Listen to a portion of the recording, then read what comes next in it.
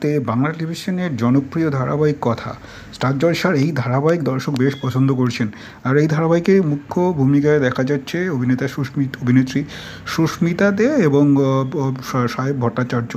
এবং তাদের এই অনস্ক্রিন কেমিস্ট্রি এবং বা তাদের রসায়ন কিন্তু পর্দায় বেশ উপভোগ করছেন দর্শক। অনেকেই মনে করেন যে শুধুমাত্র পর্দার নয়, পর্দার বাইরেও তাদের মধ্যে নিশ্চয়ই কোনো সম্পর্ক রয়েছে। যদিও বারবারই এই নিয়ে প্রশ্ন করা হলে সাহেব কিন্তু এই সম্পর্কের কথা অস্বীকারই করেছেন।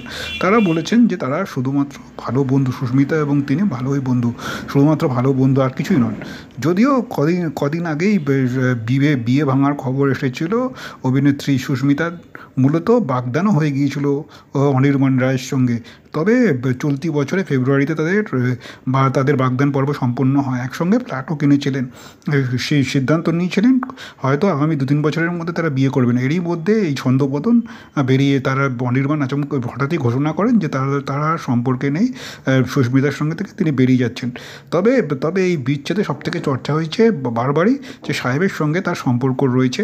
যদিও এ নিয়ে যেমন সাহেব চুপ থেকেছেন, অভিনেত্রী সুস্মিতা দেও কিন্তু এ নিয়ে চুপ থেকেছেন। তবে সম্প্রতি কাজের ফাঁকে ছুটিতে বেড়াতে গেলেন অভিনেত্রী সুস্মিতা, গিয়েছেন সমুদ্র সৈকতে। মূলত তার সঙ্গে গিয়েছেন অভিনেত্রী দিয়া মুখার্জি। যদিও সামাজিক মাধ্যমে সেই ছবি দুজনেই ভাগ করে নিয়েছেন মূলত। তবে সাহেবের সঙ্গে সম্পর্ক নিয়ে কিছুই বলতে চাননি।